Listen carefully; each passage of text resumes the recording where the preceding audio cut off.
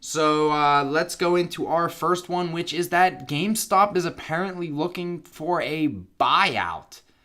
I think, Adam, you mentioned before we started pretty sure we the called show, this a couple weeks ago. right when like Toys R Us was going out. Yeah, when we were talking about how these companies are operating on old business models and they're not really evolving. So have you heard anything else besides? Because you came up to me and you were like, "Guess what? Well, this GameStop's going out of business." I'm like, maybe, kind of, most likely. Well, if you remember, there's been a lot of recent changeover in the corporate leadership. Yeah, their head guy quit after 3 months of working there. Yeah, so Noted it for family issues or something like that. so he said.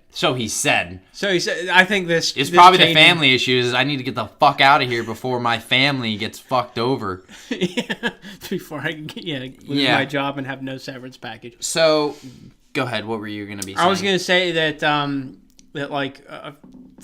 don't know how many shows ago it was, but we had talked about when we first talked about Toys R Us, how we talked about locations like GameStop, having difficulties. And then a few weeks after that, we had the whole story about the guy quitting after only being in charge for 3 months. Mm-hmm. And now this, and it's like, we kind of saw this one coming. Yeah, I think a lot of people kind of were. I don't think anybody was really shocked at this. But I also did see people online on Twitter and Facebook going like, yeah, GameStop, like they're excited it's going out of business. And here's the thing is, I don't know if that's the right thing to say, because the only people who are going to be benefiting off of this thing going out of business is the higher-ups who are the reason for it failing. And the only people who are going to suffer are going to be the people that work there. It's going to be exactly like Toys R Us, where all those fucking corporate shitbags are going to get like $20 million severance packages, and all the employees at GameStop are going to have no job. Mm-hmm. And apparently, I remember that GameStop's stock was around, I believe, like $27. I think this was back in like 2011. Yeah. And now it's down to like less than $11, at least according to this since recording this podcast on June 23rd. Yeah. And they got a big letter pretty much saying like, yo, you guys are not making our shareholders happy. Like, we are losing money and you guys are not doing anything. And yeah, that's pretty much what GameStop's method has just been. They've been like, let's have the same exact business model since 2009 and we'll just roll with it. Even before that. Maybe. I mean, I don't know. I started working for GameStop in, I think, 2006 or 7. I'll say that GameStop always felt the same once EB Games kind of went out. I'd say that once that merger happened? Once that merger happened is whenever you just saw the non-competition and just steady, like, non-growth of that company and just becoming shadier and shadier with a lot of its practices. And, well, it had, like you said, it had no competition to keep it in check. Yeah, no competition, and just kind of thought, well, we're the GameStop. Literally. We are the game store. Yeah. We will do what we want, and you will deal with it. Mm-hmm. And I just remember, like, people just dealing with GameStop and just being like, I'm done with it.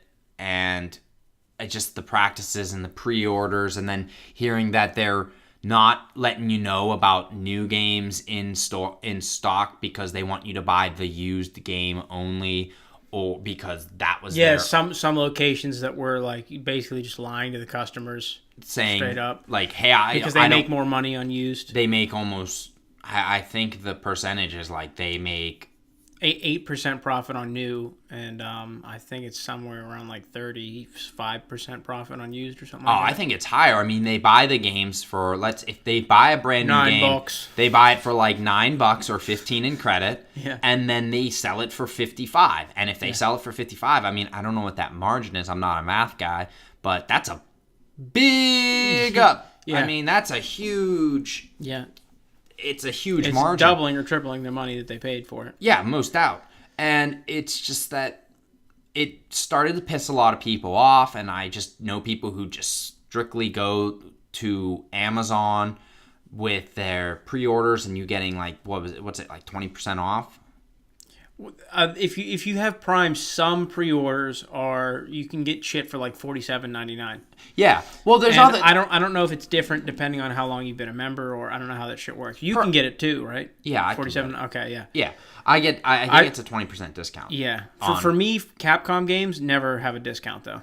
Well, that just could be something working with Amazon. I think it's Amazon has a deal with certain publishers to sell the games at a discount. Yeah, but either way, like not like my point is that that's an incentive to buy at Amazon or to pre-order with Amazon. You're also not having to put any money down originally. You still have to put money down at GameStop, and I understand putting the money down because you want the person to come into the store, but they never offered like, hey, come in, pre-order for free, and it will ship to your house day one or something like that. They never charge your card and it'll be at your door day one. Yeah, they never. If you pay for it in full right now, it'll be at day one. That's shit that Amazon has.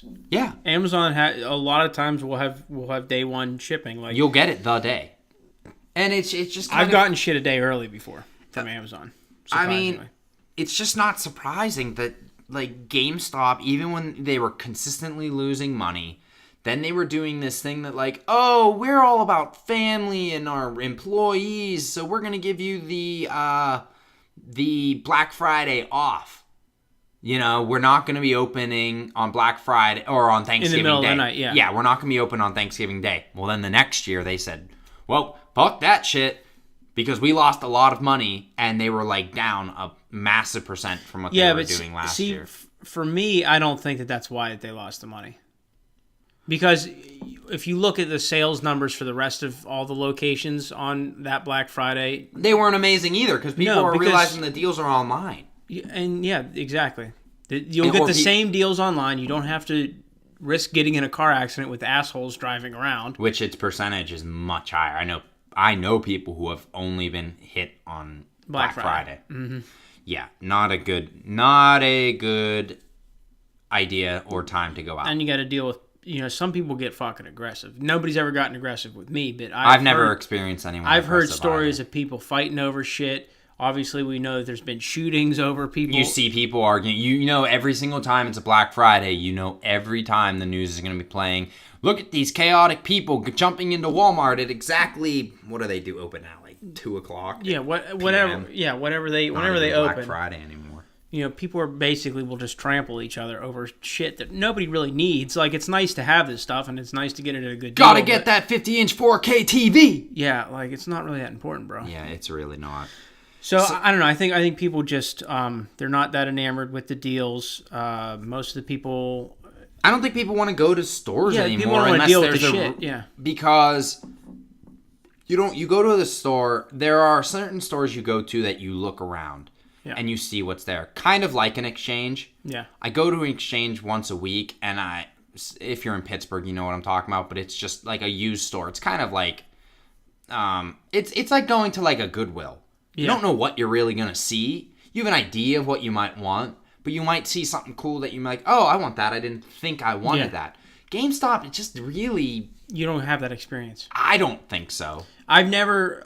I shouldn't say never, but I haven't since... GameStop's like, you remember when they started throwing away PS2 boxes? Yeah. That's the last time that I remember going in, because really since then we haven't had like an explosion of budget, like weird off-the-wall budget titles since the PS2. But I remember going in and you'd find stuff for the PS2 and you're like, what the fuck is this? Yeah. And you'd pick it up and you're like, oh, this looks kind of interesting and it's only $8, I'll pick it up. And you take it home and like you fucking end up with shit like Stretch Panic or Raw Danger or... Yo... Don't fuck with Stretch Panic. Do not fuck. Or Spy Fiction. Have you ever played Spy Fiction? I've never played Spy Fiction. Holy shit. Spy Fiction is like a budget title knockoff of MGS2, and it's so fucking good. Hey, if we ever do a Twitch thing, we can play Spy Fiction. We'll be our first game. Do you remember, I actually remember doing it on this show. Do you remember the last time that I was in a GameStop? I made a specific point to talk about it at one point. Do you remember I was trying to buy a 2DS? Do you remember that? Well, didn't they tell you they didn't have one? Yeah, pretty much the long story. This is the last time I was in a GameStop.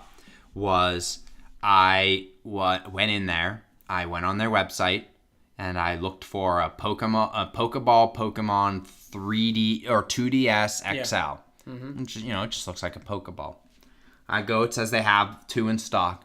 I go there and I'm like, excuse me, I went on your website and it says you guys have 2 versions of the Pokeball 2DS XL. I'd like to buy one, please. And I was actually like, I'm very polite when I go into stores. I actually was like, hey guys, I was actually on your store. I actually want to get one of those. Is there one you could grab me that? Yeah. They're like, sure, let me look for it. Because the store is more than half. I'm going to actually say the games were reserved to a corner of the store, and more than half, I'm not exaggerating, the first half of the store it's all shit. Toys. It's like toys and clothes t-shirts and t-shirts and cups and mugs and board games. And then it even extended past the counter where I'm seeing like Mega Man helmets, special like editions of games that don't even have the goddamn game in it, but like statues, big $180 figures, stuff like that. And they looked for 20 minutes and could not find 2 versions. They had said they had 2. Yeah. And they were like, oh, where did you find that on? I'm like, I looked it on your website. It says you guys have one. Is this not your store?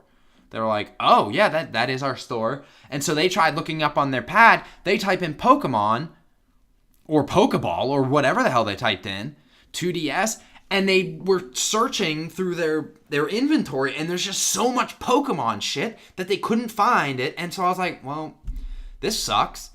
Well, they have it over at Best Buy. And so I drove over to Best Buy, and I was like, hey, guys, I'm looking for this. Where is it? Oh, it's behind this glass case. Let me get that for you. Done. And they lost. I mean, that's just a small little example for me. But they lost that sale. They lost. They don't make that much money on a console sale, but they lost it. But I'm just saying, like, that could have been a game with it.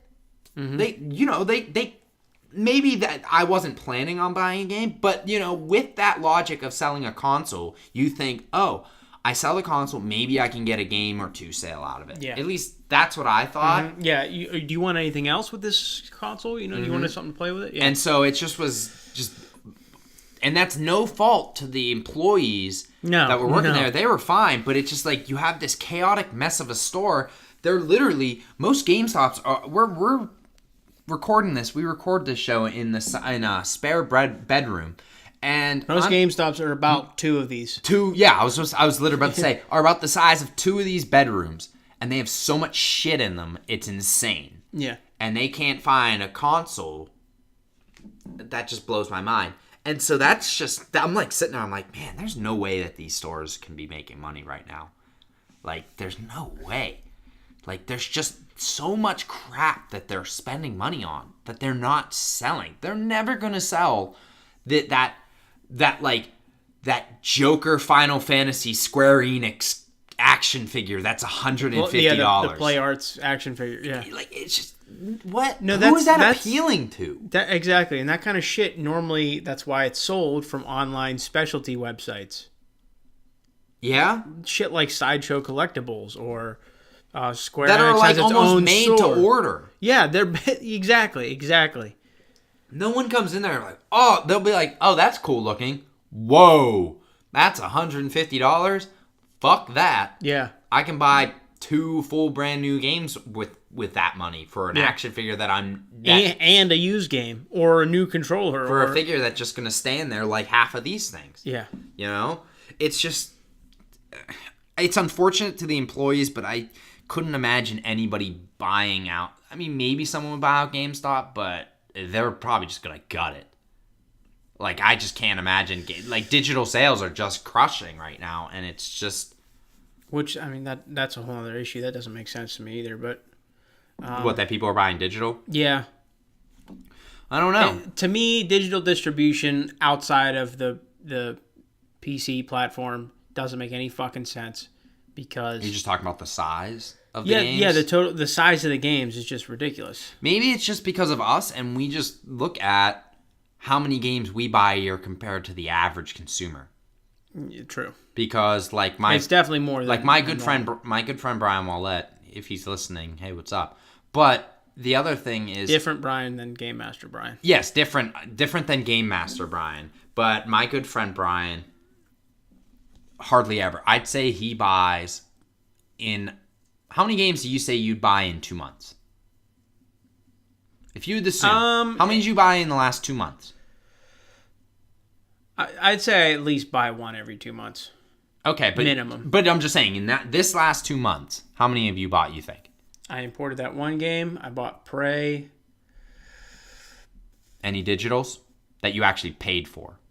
Yeah, I got Lego Worlds and Lego City Undercover. Okay, so we'll just go on that. You're at least 4 games in the last 2 months. Yeah. Okay, I don't think Brian will. Brian, I'm not gonna say that. Did I already say his last name? Yeah, you're too late. You fucked up. Well, Brian Willett, he does not buy a game. Probably he'll buy a game maybe once every 6 months. Okay, yeah. And most of those he borrows off of me. He'll buy a sports game, and that's it. Yeah. So I could imagine him saying, "Yeah, I'll just buy it digitally, get it the day of, and I'll turn it on as soon as it's available."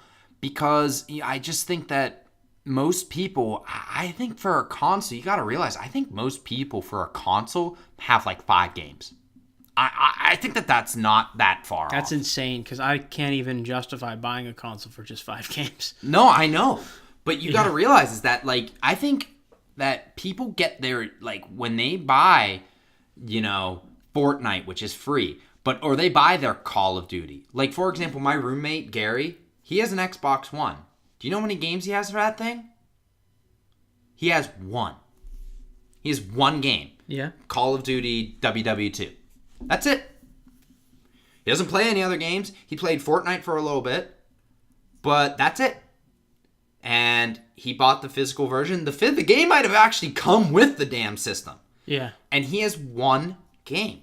He just doesn't play that much. He's not a big gamer. Yeah, see, I wouldn't even fucking bother. Like, I still don't have a Nintendo Switch because it doesn't have like 7 games that I would just really want to play. I know. I just think that we're in the minority on that. And so I think that's why digital sales are actually working. Because when there's nutcases like us, we buy a lot of games. Yeah. We do. We buy games thinking we'll play this in the future. Most people, the average person, doesn't do that. I think the average person says, I'm going to play this, and I'm going to play it for a month. Brian had my Wii U and played Legend of Zelda Breath of the Wild for probably like 3 months. And that's all he played besides maybe occasionally a sports game. But I think while we play games to kind of get through them and get to the next one, I think the average person really goes into that. Like, that's my game. I'm not going to spend another $60 on a game unless I really have to have it. Yeah. So that's just my 2 cents on it. That's why I think the digital games are actually working, because I think we hang out with people who buy games to play them and get to the next one, because we want to get as much of that content fill as we possibly want. That's just me. Well, I mean, I'm going to be honest with you. As much as I argue against shit like escapism, that's totally why I play games. Yeah. And that's why I play... I don't think there's anything wrong with escapism. No, I know, but it can be a problem for some people. But I guess... Sure, could any any form of escapism. I mean, people who drink too much, people who use drugs too much. But I guess for me, I play games specifically that have a defined character and that have a defined narrative. It doesn't necessarily have to be linear, but that's what I like. I don't like games like Skyrim, or I don't like games like Fallout where you create this generic character and then you have to fill that character with yourself. I'm myself all day, every day. I want to be something else. I want to experience something else. So I think that's part you, but that doesn't explain why like digital sales are. I'm saying that like that's why I play so many different games. Oh, I mean, I want. And I think maybe a lot of people don't have that, and that's why people will just buy a Skyrim or just buy a Call of Duty or just buy a, Madden or something. And Yeah, that's their game. Yeah, that's all they do. I think that's. Yeah, I think. Okay, I was wondering. Like, I'm like, where the fuck? Where am I going with this? this? Going with this? I get that now. I understand that. See, like you do that. Me, I like just playing. It's like a movie, Yeah. One day I want to play this, or one day I want to watch this. But again, like in a movie, I wouldn't go see a movie that was about me. Yeah, I do it all day, every day. I'm not interested in viewing my life on a screen. No, I get that. I'm more saying that I want to do. It's my form of escapism. Like sometimes I want to see an action movie. Sometimes I'd rather see a horror movie. Sometimes like just how you're feeling. But it's kind of like with us with games is like the average person with a movie. I will go and see about 3 movies a month. Yeah. I'd say the average person doesn't see a movie, maybe sees a movie once every 3 or 4 months. I'm like that. Yeah. I see a movie maybe once every 2 months. And that's why I think, physical media is dying because there are other forms of, hey, I can just watch this digitally. Oh, this will be out on DVD or on digital in 3 months. Yeah. So why go to the theater? Or why would I buy this game when I can actually get it a week early digitally? I guess for me, digital will become viable when hardware stops shipping with, tiny 1 terabyte. Or like drives. a 500 gigabyte. Yeah, like the original PS4 was 500 But to be gigabytes. fair, though, I still have a 500 gigabyte PS4, and I just made it work. Because I just uninstall the games when I'm done with them. I don't keep them stored. Yeah. But I understand that that's a little bit more difficult when you have a digital, unless I'm sure you can just go back in the library and re-download it. Yeah, you can re-download it. Yeah.